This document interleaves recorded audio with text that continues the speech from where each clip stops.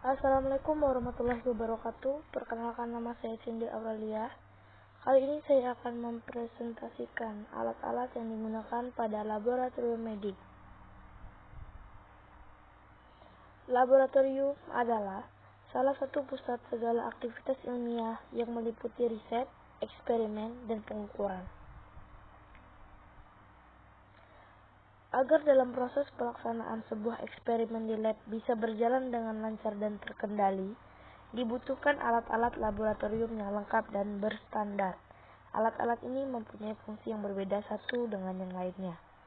Berikut beberapa alat-alat laboratorium yang umumnya digunakan di laboratorium, utamanya pada lab-lab kimia baik itu di sekolah ataupun lembaga-lembaga penelitian. Yang pertama, gelas ukur.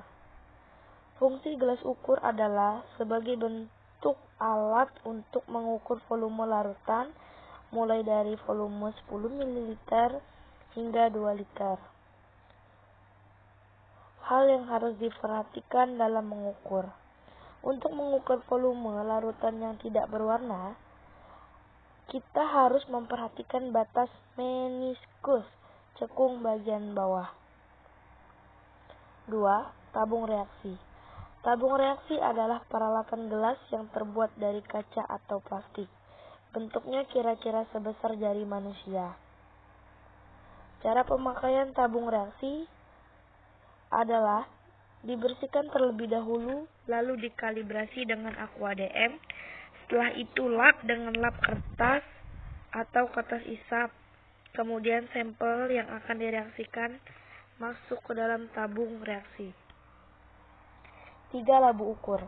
Labu ukur atau biasa sering disebut dengan volumetric flux atau labu takar adalah alat kimia yang digunakan untuk mengincerkan larutan hingga mencapai volume tertentu. Cara pemakaian labu ukur adalah dibersihkan, dikalibrasi, lalu dikeringkan dengan lap. Kemudian dimasukkan larutan yang akan diencerkan atau masukkan zat dengan bantuan kertas isap agar zat tidak menempel pada dinding atas batas atas. 4. Labu Erlenmeyer. Erlenmeyer adalah jenis labu laboratorium yang banyak digunakan. Fungsi labu Erlenmeyer adalah untuk mencampur, mengukur, dan menyimpan cairan. Cara pemakaian labu Erlenmeyer: pegang leher Erlenmeyer, masukkan larutan yang akan diencerkan, diguncangkan dengan perlahan dan hati-hati serta lihat perubahan warna. 5. Gelas beker atau gelas piala. Gelas yang sering disebut dengan gelas piala dan gelas kimia ini adalah alat laboratorium yang berfungsi sebagai penampung. Cara pemakaian gelas beker atau gelas piala: bersihkan gelas dengan aquades sebanyak 3 kali, kemudian masukkan larutan percobaan dan simpan gelas di atas kasa asbes di atas kaki 3 untuk melakukan pembakaran. 6. Pipet tetes. Pipet digunakan untuk memindahkan volume cairan yang telah terukur. Cara pemakaian pipet tetes: pertama, bagian bola karet yang ada di atas pipet tetes dipencet dan tahan, kemudian dimasukkan ke dalam cairan. Saat pipet dimasukkan bola karet, dipencet lalu lepaskan dan angkat pipet dari cairan, lalu pindahkan ke wadah lain. Untuk memindahkan ke dalam wadah lain, kita hanya perlu memencet kembali karet bagian atas pipet secara perlahan. Pengambilan cairan ini sesuai dengan kebutuhan. 7. Pipet ukur. Fungsi pipet ukur adalah untuk memindahkan larutan secara terukur sesuai dengan volume. Cara pemakaian pipet tetes adalah pasang atau hubungkan pipet ukur dengan rubber bulb. Pastikan terpasang dengan benar. Cairan ini disedot dengan pipet ukur dengan bantuan filler dan volume sampai dengan yang diinginkan. 8. Pipet volume atau gondok. Pipet volume memiliki ukuran yang lebih besar sehingga mampu memindahkan cairan dari wadah ke wadah. Cara pemakaian: sebelum menggunakan pipet volume, kita pastikan bahwa kondisi pipet dalam keadaan kering dan bersih. 9. Kaki 3. Kaki 3 adalah alat laboratorium yang besi mempunyai 3 kaki yang memiliki fungsi sebagai penyangga ring. Fungsi kaki 3 adalah sebagai penahan kawat kasa dan penyangga ketika proses pemanasan. Rak tabung. Rak tabung reaksi adalah alat yang umumnya terbuat dari kayu. Ia mempunyai 12 lubang dengan 12 cekungan di bawahnya untuk menyimpan tabung reaksi.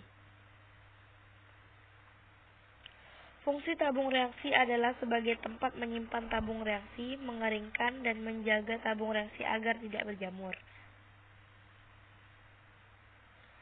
11. Plat tetes. Fungsi plat tetes adalah sebagai penguji keasaman suatu larutan atau mereaksikan larutan. Plat tetes terbuat dari bahan porselen dan umumnya tersedia dalam jumlah 6, 12, dan 16 lubang tetes. Mortar dan alu. Mortar dan pestle atau dalam bahasa Indonesia ditambahi lesung dan alu. Fungsi alat laboratorium ini adalah untuk menghancurkan atau menghaluskan suatu bahan atau zat yang masih bersifat padat. 13. Kawat kasa. Fungsi kawat kasa adalah untuk menahan beker atau labu ketika proses pemanasan menggunakan pemanasan Bunsen atau pemanas Tritus.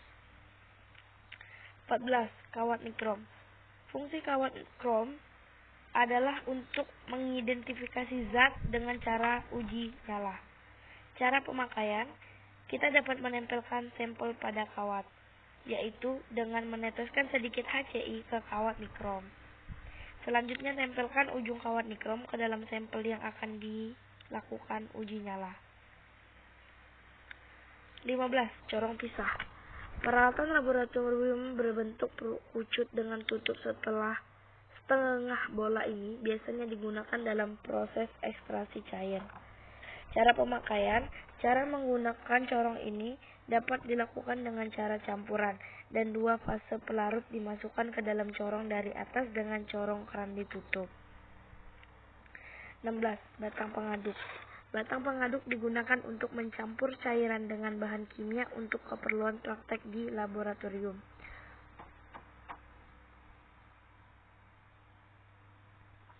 17. Gelas kaca atau gelas arloji. Gelas berbentuk bundar dengan beragam diameter ini memiliki beberapa fungsi. Di antaranya menutup gelas kimia ketika tengah proses pemanasan sampel dalam kurung penguapan. Sebagai tempat untuk mengeringkan padatan dalam desikator, sebagai tempat benda yang tengah berada dalam proses pengamatan, dan sebagai tempat untuk menyimpan bahan yang akan ditimbang. 18. Labu destilasi. Fungsi destilasi atau penyulingan adalah memisahkan suatu larutan ke dalam masing-masing komponennya. Bisa juga didefinisikan sebagai suatu metode pemisahan bahan kimia berdasarkan perbedaan kecepatan dan volatilitas atau kemudahan menguap. Cara pemakaian, jadi cara penggunaannya pun sangat simpel. Anda hanya perlu memasukkan campuran zat cair tersebut ke dalam alat ini. Selanjutnya, pipa di sisi labu akan dihubungkan dengan alat lain untuk menyalurkan uap dan hasil destilasinya. 19. Kondensor. Kondensor adalah alat laboratorium yang memiliki fungsi untuk mendinginkan cairan panas dan mengembunkan uap. Alat ini memiliki beragam jenis bentuk, dengan diantaranya adalah kondensor Graham, Figure column, kondensor Dimtrot atau spiral, kondensor Liebig lurus, dan kondensor Alin bulat. 20. Spatula plastik dan logam. Kedua jenis spatula ini digunakan untuk mengambil bahan kimia bentuk padatan atau kristal. Untuk mengambil zat-zat yang memiliki reaksi pada logam maka digunakan spatula plastik. Sebaliknya, zat-zat yang tidak memiliki reaksi pada logam digunakan spatula logam. 21. Buret. Ini biasanya digunakan untuk titrasi dengan proses tinggi atau biasa digunakan untuk mengukur volume suatu larutan. Cara membuat buret untuk titrasi. Cuci buret hingga bersih, bebas lemak maupun debu. Burat diklaim pada tiang burat dalam posisi tegak lurus dengan datar air. Periksa keran burat. Keran harus mudah diputar dan tidak bocor. Bila keran disukar dipotong atau bocor, lepaskan keran tersebut dan olesilah permukaan dengan vaselin. Bilaslah barat dengan larutan yang akan dipakai untuk titrasi, kemudian isi burat dengan larutan yang sama sampai di atas titik nol. Alirkan larutan dengan membuka keran dan usahakan kolom pipa di bawah keran terisi larutan atau tinggi cairan sampai meniskusnya tepat pada angka 0 atau angka lain, dan catat angka mula-mula ini. Mulailah titrasi. Tangan kiri memegang keran sambil memutarnya, dan tangan kanan memegang labu Erlenmeyer yang berisi cairan yang akan dititrasi. Selama titrasi labu Erlenmeyer digoyang-goyang dengan gerakan berputar agar larutan yang menetes dari burat. 22. Filler. Filler adalah alat yang digunakan untuk menyedot larutan, yang biasanya dipasang pada pangkal pipet. Pembakar spiritus. Fungsi pembakar spiritus adalah untuk memanasi larutan atau membakar zat proses percobaan kimia. Cara pemakaian: buka penutup luar pembakar spiritus dan lepaskan bagian penutupnya dalam dengan sumbu. Isikan spiritus ke dalam pembakar spiritus tersebut sampai penuh dan kemudian tutup kembali dengan sumbu pembakar spiritus. Biarkan beberapa saat hingga spiritus meresap ke dalam sumbu bakar. 24. Bunsen. Fungsi pembakar bunsen adalah untuk pemanasan, pembakaran, dan sterilisasi jarum osi atau lainnya. Cara pemakaian: tutup katup pasukan lokal dengan memukar pegangan dan pastikan saluran gas aktif. Tutup katup jarum di bagian bawah alat pembakar. Buka tutup pasokan lokal dengan memutar pegangan buka katup jarum di bagian bawah alat pembakar hingga terdengar desis gas. 25. Alat destilasi atau penyulingan di laboratorium lengkap. Dalam laboratorium juga biasanya terdapat satu set alat penyulingan atau destilasi lengkap, seperti pada rangkaian gambar alat laboratorium di atas. 1 keran air, 2 pipa penghubung, 3 Erlenmeyer, 4 termometer, 5 katif dan klem, 6 labu alas bulat, 7 tempat air keluar dari kondensor, 8 air masuk pada kondensor, 9 pemanas, 10 kondensor. Destilasi sendiri adalah proses pemisahan zat-zat berdasarkan perbedaan titik didihnya. Sterilisasi. Sterilisasi adalah proses atau kegiatan membebaskan suatu bahan atau benda dari semua bentuk kehidupan. Sterilisasi dapat dilakukan tergantung dari bahan atau alat yang akan disteril.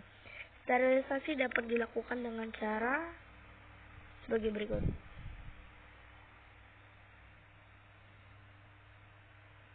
Bisa dilihat pada prinsipnya, sterilisasi dapat dilakukan dengan 3 cara, yaitu cara mekanik, cara fisik, dan cara kimiawi. Sekian presentase tentang alat-alat laboratorium dari saya. Saya akhiri. Wassalamualaikum warahmatullahi wabarakatuh.